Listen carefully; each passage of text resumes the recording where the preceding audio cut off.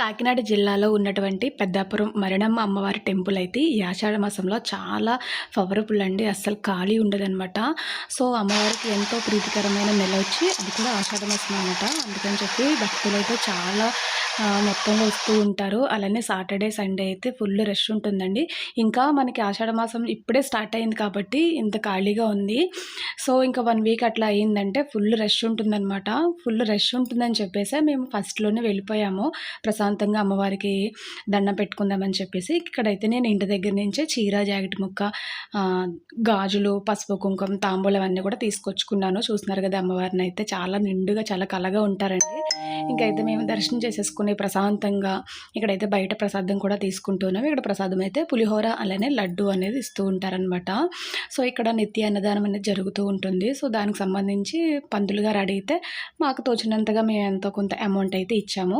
So ఇలాగా amount ఇచ్చిన వాళ్ళకైతే పంతులు గారు చక్కగా ఇలాగా తాంబూలం, పసుపు, కుంకుమ, గుడికి సంబంధించి ఒక బుక్ అయితే ఇచ్చారనమాట. చక్కగా మేమైతే పంతులు గారి దగ్గర బ్లెస్సింగ్స్ కూడా తీసేసుకుని మేమైతే ఇంక స్టార్ట్ అయ్యామండి.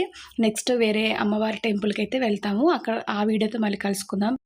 ప్లీజ్ మీరు వీడియోకి లైక్ చేసి సబ్స్క్రైబ్ చేసుకోండి. Thank you for watching.